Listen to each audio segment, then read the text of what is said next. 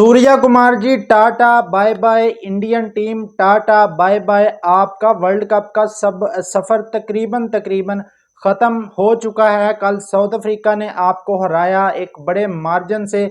उसके बाद आज वेस्ट इंडीज ने जिम्बाब्वे को इतने बड़े मार्जिन से हरा दिया है और इतना रन रेट ऊपर चला गया है वेस्ट इंडीज की टीम का। पहले साउथ अफ्रीका का रन रेट ऊपर गया था, आज वेस्ट इंडीज की टीम का रन रेट इतना ऊपर चला गया है कि भाई अब इंडिया को तकरीबन मैं आपको बताता हूं कि दोनों मैचेस कितने मार्जिन से जीतने पड़ेंगे।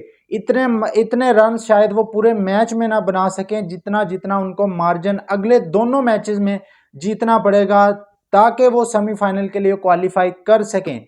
लेकिन भैया अब इंडिया तो गयो, अब नहीं ये सेमीफाइनल खेलते। मोहम्मद आमिर ने जो प्रेडिक्शन की थी वो सच साबित हो गई है। मोहम्मद आमिर की प्रेडिक्शन से याद आया, मोहम्मद आमिर ने आज पाकिस्तान को भी एक मशवरा दिया है।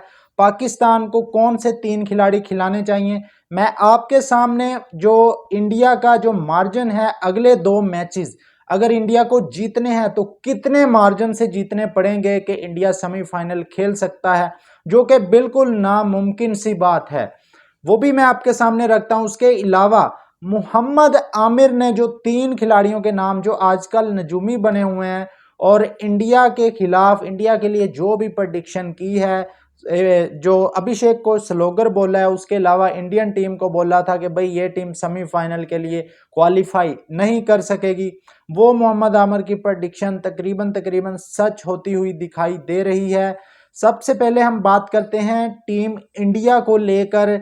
टीम इंडिया का रन रेट इस वक्त -3 पॉइंट समथिंग में है और जो साउथ अफ्रीका का रन रेट है वो +3 पॉइंट समथिंग में है और वेस्ट इंडीज का +5 पॉइंट समथिंग रन रेट है। अब अगर इंडिया की टीम अपने अगले 2 मैचेस अगर साउथ अफ्रीका के रन रेट पर भी के बराबर भी इंडिया की टीम आना चाहती है, जो कि दूसरे नंबर पर मौजूद है पॉइंट्स टेबल पर, पहले नंबर पर वेस्ट इंडीज है, तो साउथ अफ्रीका के बराबर पहुंचने के लिए इंडिया को अपने जो अगले 2 मैचेस हैं वो तकरीबन 80 रन के मार्जिन से जीतने पड़ेंगे। और अगर वेस्ट इंडीज के बराबर वेस्ट इंडीज के रन रेट को इंडिया की टीम मैच करना चाहती है तो तकरीबन 100 रन के ऊपर, मतलब 120-130 रन के मार्जिन से अगले 2 मैचेस जीतने पड़ेंगे इंडिया की टीम को, जो कि नामुमकिन सी बात है। वेस्ट इंडीज के खिलाफ इंडिया का जो मैच होगा वो वेस्ट इंडीज ने आज जो बैटिंग की है ना, मुझे तो लगता है वेस्ट इंडीज इंडिया को भी 1 साइडेड मार देगा आराम से और इनका सफर यहीं पर खत्म हो जाएगा। देखें, जब बांग्लादेश की बद्दुआएं आपको लगी हों तो फिर यही अंजाम होता है। इंडिया की टीम बहुत शानदार थी इस वर्ल्ड कप से पहले, लेकिन उनका किस्मत ने साथ नहीं दिया। शायद उनको बांग्लादेश की बद्दुआएं लगी हैं, जिस तरह उनको वर्ल्ड कप से बाहर किया गया, उनकी बद्दुआ लग गई है इंडिया की टीम को और अब ये भी तकरीबन वर्ल्ड कप से बाहर हो चुके हैं। चाहे अगले दोनों मैचेस अपने जीत लें, लेकिन वर्ल्ड कप से इनकी छुट्टी ये अब गयो, अब नहीं ये क्वालिफाई करते। मोहम्मद आमिर की प्रेडिक्शन सच साबित हो गई है। उसके अलावा दोस्तों, मोहम्मद आमिर ने कल को पाकिस्तान और इंग्लैंड के मैच में 3 खिलाड़ियों को पाकिस्तान की प्लेइंग 11 में शामिल करने का मशवरा दिया है। वो 3 खिलाड़ी कौन से हैं? उनमें नंबर 1 पर आते हैं नसीम शाह, नंबर 2 पर आते हैं सलमान मिर्जा। मोहम्मद आमिर ने कहा है कि 2 फास्ट बॉलर कम अज कम, कल को फ्रेश विकेट पर मैच है पाकिस्तान और इंग्लैंड का और तवक्को यही की जा रही है कि वो बैटिंग पिच है, जिस तरह की जो विजुअल पिच के सामने आ रहे हैं, बैटिंग पिच होगी बिल्कुल सफ़ेद रोड पिच होगी, जिस तरह की पाकिस्तान में अमूमन पिचें होती हैं। तो उस पिच पर 2 fast bowler, genuine fast bowler Mohammad Amir की राय के मुताबिक पाकिस्तान टीम में शामिल होने चाहिए। उसके अलावा एक और चेंज, एक और खिलाड़ी लाजमी तौर पर फ़खर जमान की मोहम्मद आमिर ने बात की है कि फ़खर जमान पाकिस्तान की प्लेइंग 11 का लाजमी तौर पर हिस्सा होने चाहिए। ये 3 खिलाड़ी पाकिस्तान की प्लेइंग 11 का लाजमी तौर पर हिस्सा होना चाहिए इंग्लैंड के खिलाफ मैच में। उसके अलावा अगर मौसम की बात करें तो पाकिस्तान और इंग्लैंड के मैच का जो मौसम है वो कल को दोपहर के टाइम पर कोई 30% बारिश के चांसेस हैं, लेकिन पाकिस्तान और इंग्लैंड का जो मैच है वो शाम को खेला जाएगा। और पाले किले में ये मैच होगा। उस टाइम पर कोई चांस नहीं है बारिश का। इसके अलावा बाबर आजम का रिकॉर्ड बड़ा शानदार है इस ग्राउंड पर।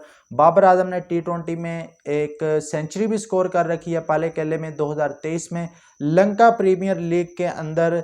तो काफ़ी ज़्यादा चीज़ें अच्छी हैं पाकिस्तान के हक में। तो पाकिस्तान को ये मैच जो है वो कल वाला ये जीतना पड़ेगा। ये डू एंड डाई मैच है पाकिस्तान के लिए। कल को पाकिस्तान भी पता चलेगा पाकिस्तान का कि कितने पानी में है पाकिस्तान की टीम।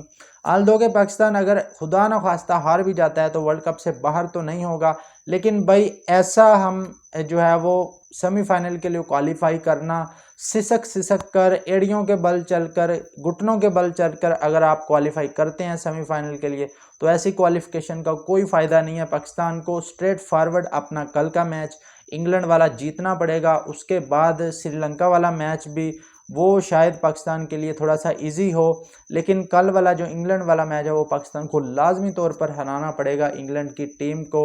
और पाकिस्तान का रिकॉर्ड भी कोई ज़्यादा शानदार नहीं है इंग्लैंड के खिलाफ। वर्ल्ड कप में 3 बार पाकिस्तान का आमना सामना हुआ है T20 वर्ल्ड कप में, तीनों बार पाकिस्तान को शिकस्त हुई है। तो अब देखते हैं कि कल को पाकिस्तानी टीम क्या करती है। उम्मीद है कि कल को पाकिस्तान टीम जीतेगी।